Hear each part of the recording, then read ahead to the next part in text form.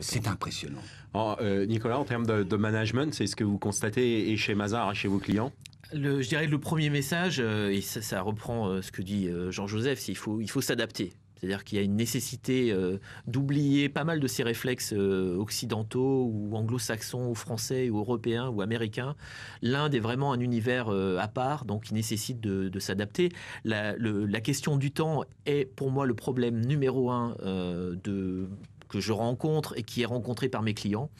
Ensuite, il y a tout un tas d'autres phénomènes sur lesquels il faut s'adapter. L'importance de la hiérarchie, l'existence des castes qui ont quand même toujours un impact dans les relations interpersonnelles. Voilà, il y a énormément de sujets et de points sur lesquels il faut s'adapter et ça nécessite pas mal de patience, pas mal de créativité pour effectivement trouver des solutions. Les Indiens ont cette capacité créative à trouver des solutions, alors parfois faites de briques et de broc, voilà, qui sont des adaptations qui nous paraissent parfois un peu cheap, mais l'important c'est que ça fonctionne à la fin, et ils ont cette confiance. Ils ont cette confiance dans leur capacité à toujours arriver à trouver une solution. Alors, sur le plateau, et juste avant que Jean-Joseph nous quitte, on a deux écrivains. Donc, bien évidemment, le livre rédigé par Jean-Joseph, qui est l'Inde pour les nuls. Je ne présenterai pas la collection, bien évidemment, avec toutes les astuces à trouver, bien évidemment, bien construit, bien écrit. Les clés pour réussir en Inde, et non pas le livre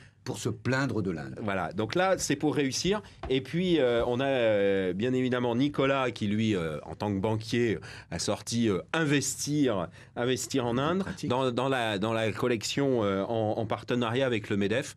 Donc, bien évidemment, une vision plus économique des choses. Un guide pratique. Et un guide pratique de l'investissement en Inde. Un guide pratique qui reprend pas mal d'éléments fiscaux et d'environnement des affaires. Il est téléchargeable sur notre site, internet gratuitement. Sur le site internet de Mazars. Très bien. Ben Jean-Joseph, merci beaucoup. Et puis, merci de nous avoir présenté l'Inde sous cet aspect un peu historique que j'aime beaucoup, parce que je pense que si on veut comprendre un pays, il faut d'abord comprendre son histoire.